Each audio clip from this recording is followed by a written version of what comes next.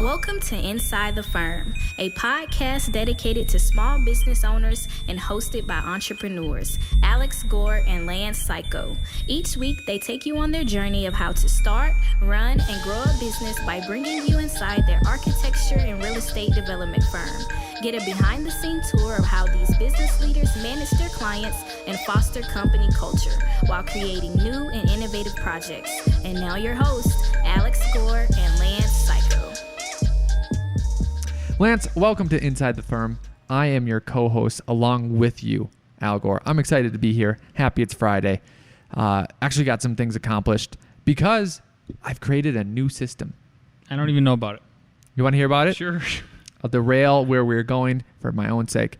So normally people make a list of, like, oh, here's my tasks that I need to do. And normally by the time I make this on Sunday, I have a list of 50 things. I don't even know how many. But and you write these down physically, like a crazy person, like right? a crazy person, Yep. right? And then the first day, you get 2 done. I've changed it. I already know I'm only going to get 2 to 6 things done a day, and then I just put, on Monday I'll do these 2 to 6 days. The next day I'll do 2 to 4 days, and then I just know that whole list will be spreaded across the whole thing. It gives me peace and calm, and I like it. I don't think I have to get everything done that first day. Good. Is it working out for you, Al? It Do you is. feel good about it? I feel good about myself. I like it. And know what I do it on? My Dell computer. All right. And just to let you know, right now, there's up to 50% savings this month through 8/30. So you got about, 7 days? 7 days to go. It's time to celebrate you. It's Small Business Month. So to get those savings, you have to go to Dell.com/inside the firm. You receive your coupon there and you get extra savings. These are not on the regular website. It's for you being an awesome listener of this podcast. www.dell.com/inside the firm. All right. Are you still? Do you think Yes. are people still working from home remotely? Yes. They're still doing that. I know they are. Some tech companies are. That's for sure. Yeah.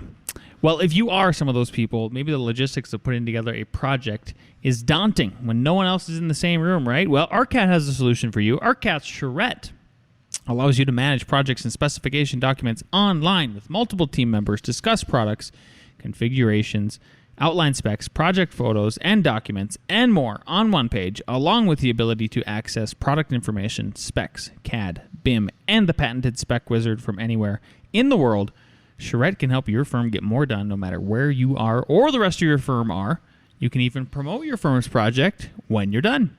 And like all of ARCAT solutions, it's completely free to use. So check out arcat.com/projects. That's ARCAT/projects. Help me help you. Help me help you. Help you help your community.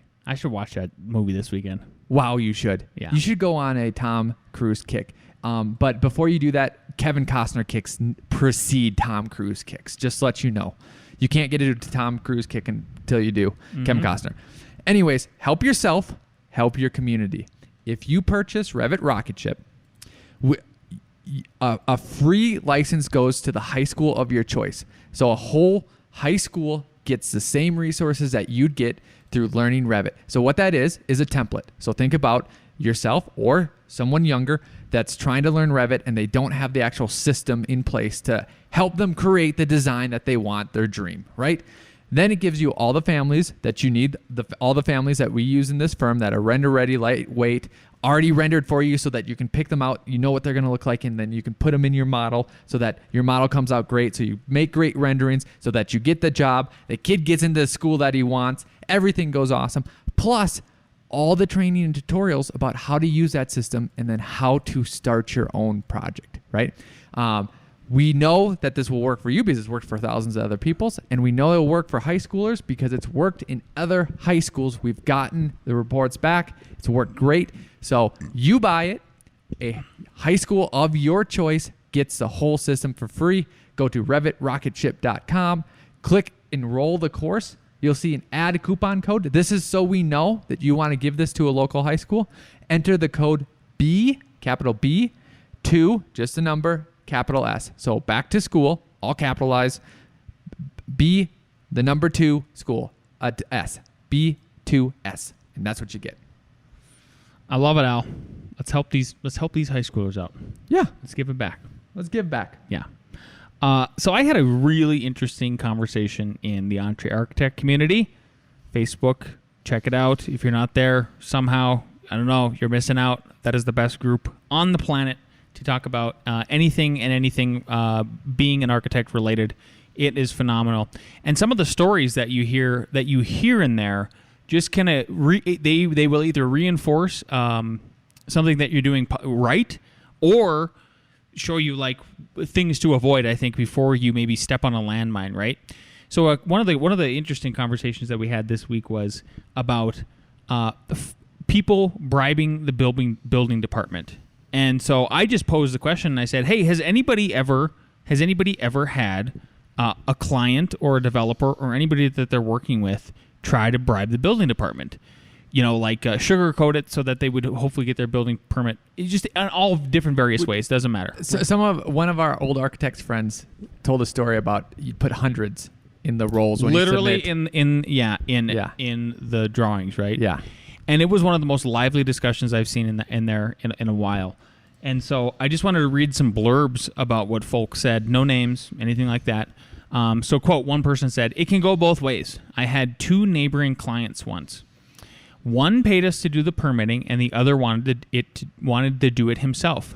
The latter would go into the building department and cause a ruckus. The plans reviewer would tell me all about it, since it was the same one for both sites. And he said they would purposely send his to the bottom of the pile every time he came in." I mean, first of all, I think for a public official to be admitting that is there's just some it seems like a conflict. It just doesn't seem right to do that. But second of all, but doesn't that seem like a kind of karma? Like if I came, let's say you were my boss and I came in and for some reason you didn't fire me and I gave you shit all the time, like, and whatever my request would be for a new computer, a new whatever, like, I don't know, they naturally go to the bottom. I'm not saying it's right. I'm saying it's human nature. Yeah. And why I picked that blurb out. There was so many of them. It was incredible. You literally look for my posts in there if you're in there, and you'll see it. It'll just entertain you for about a half hour if you're bored. So the reason why I picked that one out is because what we were talking about last week on the podcast, it reinforced that idea of like, oh, don't forget. Yes, you might be really frustrated with the planning and zoning department. Yes, you might be frustrated with the building officials and the building plans reviewers or the fire. It doesn't matter. Anybody at the city. Do you see how it doesn't pay to be a thorn in their side? Like, you just need to be a squeaky wheel. That's all you got to be. A squeaky, polite wheel. Yeah, a squeaky wheel. I was going to say that gives them candy, but that would be bribing. That would be bribing. Gives them mental candy and compliments. Yeah. I'll give you one. I know someone, not going to name names, that would use his charm. He would just be charmy, flirty, but not in a sexual way, but in a nice way.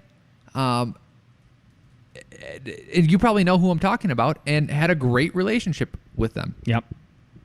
Yep, I do.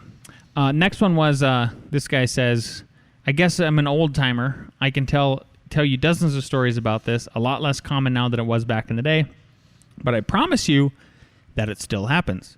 They're called, quote, development agreements, end quote."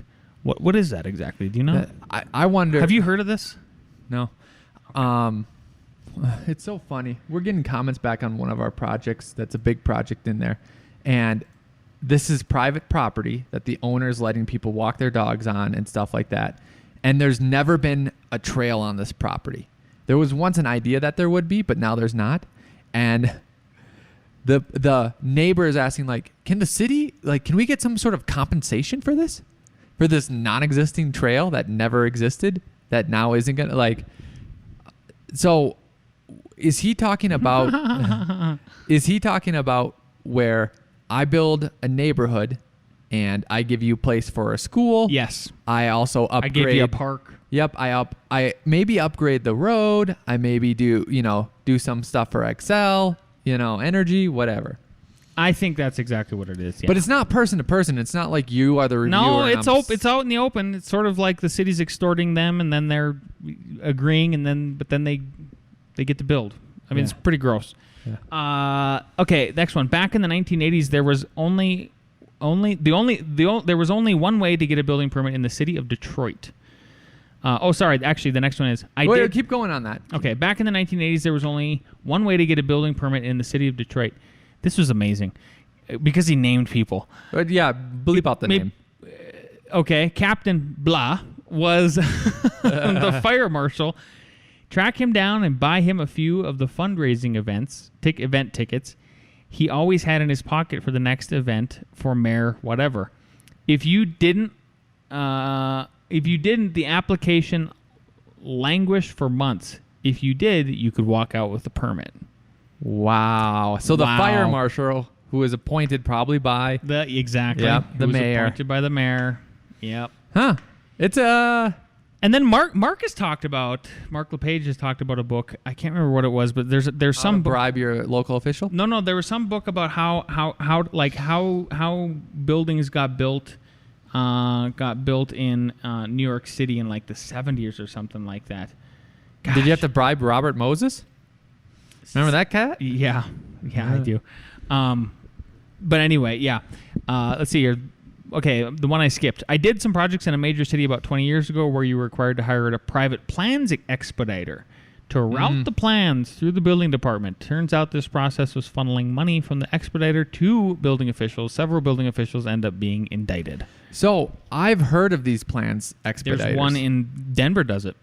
We've never used them. I know that some colleagues that we've worked with before have used them. Is this a third-party person? Yes, it's a third-party. And is the legal way that they're selling this is the building department is a mess. That's obvious. Yeah. So it's just a person who pays attention, make sure, because they'll even approve things and not let you know. Like somehow you're just supposed to be watching all the time. Yeah. Yeah. Right. Yeah. All right, last one. I'm sure other cities have something similar, but the city of Philadelphia makes it legal by having an accelerated review fee you can pay. Wow, I love it. I'm hearing these for the first time. I know. I figured you'd like them. An accelerated review fee you can pay on application. The fee goes directly into an overtime fund. The plan reviewers will review the accelerated application on their off hours to earn the overtime. It doesn't mean the application goes to the top of their pile, just a different pile. In my experience, the accelerated reviews end up being slower because the list of corrections or additional information is greater than a normal review. One plan examiner told me it's how they validate their overtime hours. So the biggest reason why I want to bring this up is, guys, at some point, guys and gals, at some point, we have to free ourselves by having discipline with our businesses to the point where we are profitable enough. We can start forming a YIMBY. We can start forming like non-profit YIMBY groups. Yes, in my backyard. Yes, in my backyard. And start advocating. I'm not joking. We have to start fighting back at some point and suggesting that there needs to be a private versus public competition here. So you want to create an organization that advocates for private the building community. AIA Day. God, it was this weird cough. AIA. AIA. Is there? I can't think of one. Is there one? God, I could complain about them right now too because. But isn't? Why am I having to educate the public about what our profession does when wasn't that your whole thing? Isn't that your whole thing? Like, why am I having to do that? Lance, they made a video that had architects looking into the clouds. Remember that? I know. And all this. I'm not. We mess with we talk the AIA, but they do their stuff. I'm not. Don't worry, I'm not up. Don't you upset agree? Though? We need to. There needs to be some competition. There should be a competing fire marshal. There should be a competing. There should be a competing building plans reviewer. There should be a competing planning and zoning department. There should be a completing. Well, here's what's building weird. official. There should be somebody. There has to be some competition. Otherwise, I'm telling you, it is a monopoly. And that's the problem. Well, I'm not advocating for abolish all of that stuff. I'm saying add some competition to it. okay. But where is the incentive for it not to turn into the building department? Now, it would probably mirror slightly less sucky than the building department. But if they want to make money, right? So they have to justify doing stuff to make money, right? And why? So we always have to talk about incentives, right? So there's always incentives, I feel like, to add code, because add code means you're literally buying more outlets per square foot. You're buying more insulation. You're sprinkling more buildings. And there's always someone who's making those who has an interest to say, yes, that sounds like a good idea. There's no interest. There's no monetary interest besides like the consumers, but they only buy once or twice to say no to this. Like, because the builders, okay, price of stuff goes up. Contractors make more money because stuff goes up. Where is the interest? So here's the interest. Because we have that interest just because we don't want to answer stupid questions all the time. So there is a company that's already doing it, right? Safe Built is already doing it. We are not sponsored by Safe Built. If Safe Built ever wanted to sponsor this podcast, I'd be happy to have them as a sponsor. I'll take your money. Yeah. But they already do it. And here's how I would do it, right? So we are a volume-based company, right? In theory. At least that's what we... Because there'd be competition between those second parties. Let's just say it's Safe Built versus the building department, okay? Right. Let's say the building department is like, okay, we will... Safe Built, we have the city of Longmont agrees to do this, right? Half of the building permits are going to go to Safe Built, and the other half are going to go against there. And then they're going to do a study on it, an internal study, whatever. It'll get presented in front of city council, and here's what it is like, oh, Safe Built's like, okay, so for each one of those building permits, we're going to charge you. We get from the city $2,000. Sure. If they turn around, if they're processing them, their incentive is to process them as quickly as possible, so they make the most money per hour when they're reviewing them, and to minimize the amount of time they have to spend getting them processed. That's their incentive. So they are finally tied to time equals money, right? Right now, the government is not tied to time equals money. It's just we're going to take your money and your time, but we're not.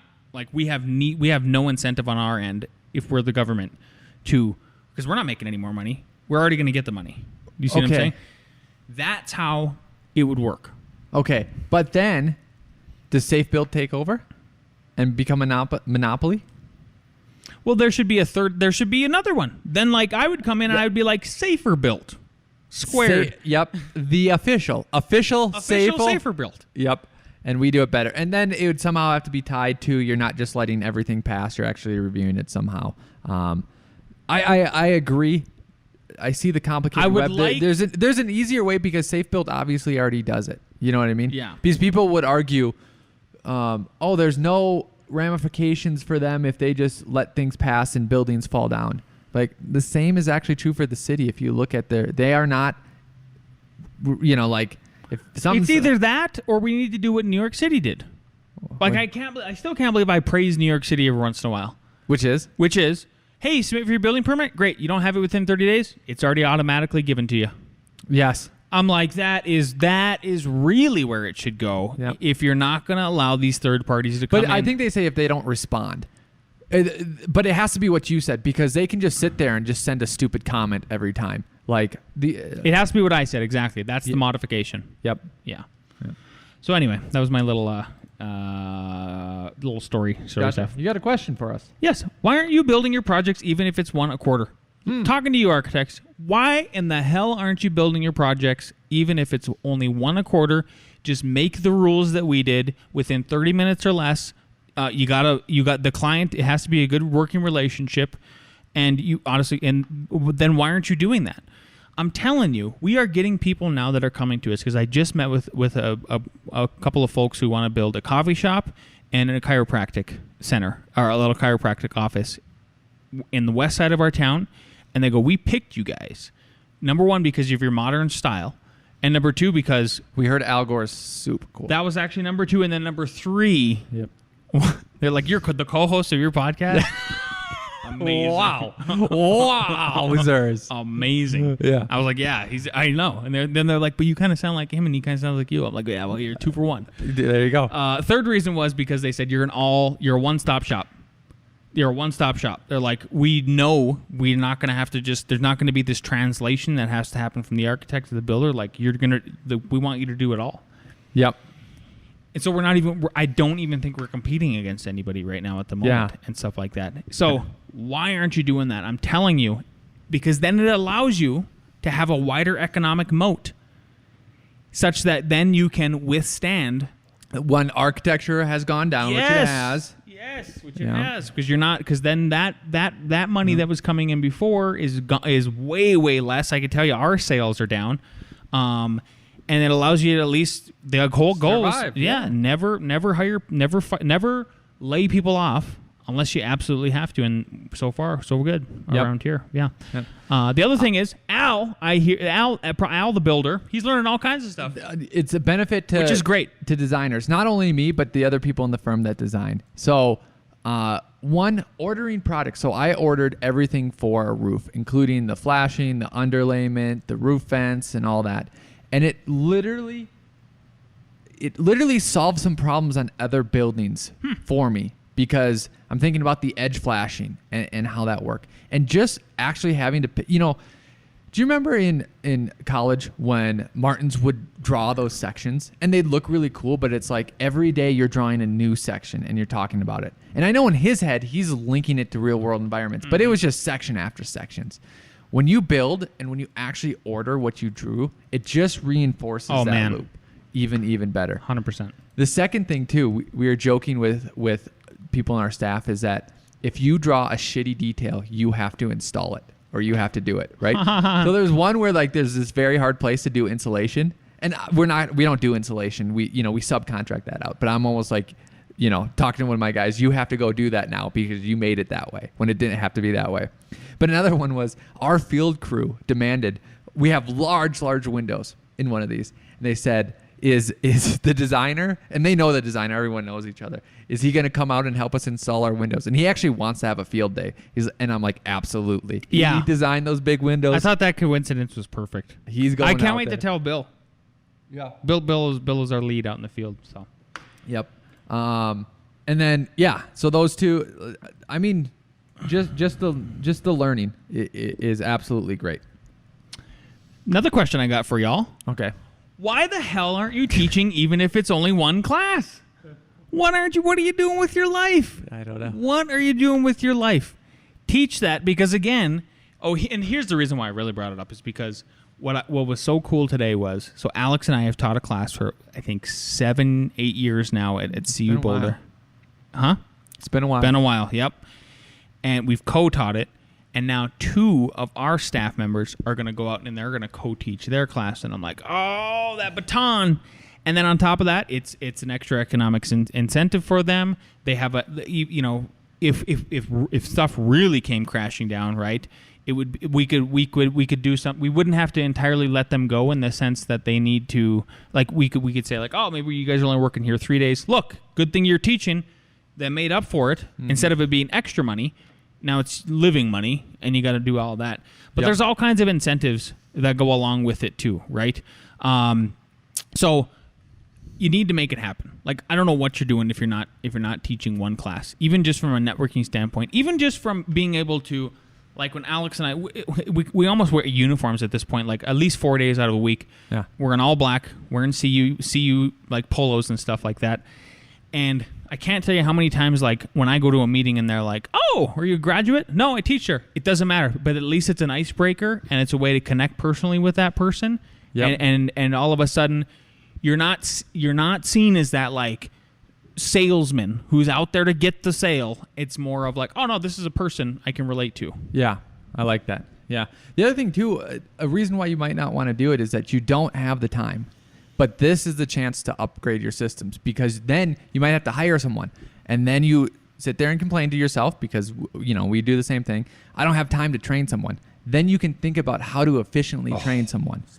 Right? So smart. So now when you are training that person, you either record it or make it into a system so that the next person that comes on is even smoother. It forces you, it's a forcing function to increase your feedback loop on that one area of how do you grow, even though it's doing something different. Like What is that? Is that like supposed to be a Star Trek? Yeah, my phone is now, it rings like Star Trek. So it's a tricorder. Thank you. Okay. See? Yeah, he's got to take it. He doesn't have to take it. I think that's all we got for my topics. Is that no? You got one more thing, Al? A.R.E. Jeopardy with the boys. Awesome. Actually, and Rebecca. There we go.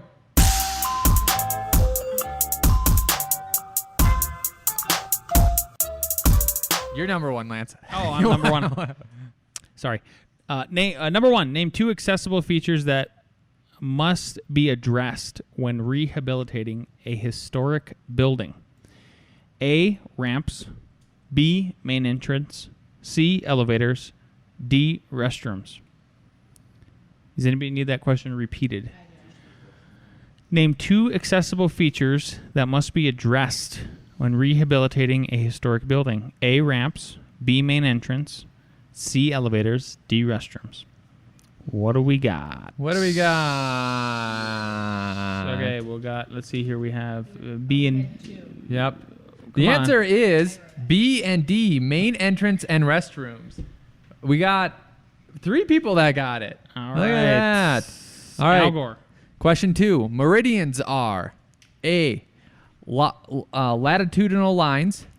B, lines between parallels. C, Martian mermaids. D, longitudinal lines. Meridians are latitudinal lines. B, lines between parallels. C, Martian mermaids. Or D, longitudinal lines. Doodaloo. Doodaloo. Doot. The answer is D, longitudinal, not latitudinal. No one got that. Okay. Number 3. No one got that. All right. According to Clarence Perry, what is not one of the 6 elements for a neighborhood to function properly? A, elementary schools become focal point of the neighborhood. B, population determines the number of people. Population determined by the number of people required to support one elementary school. C, provide major traffic routes to major focal points. Or D, interior streets use a cul-de-sac or curvilinear layout. Doo-doo-doo. Which one is not? Doo-doo. Not.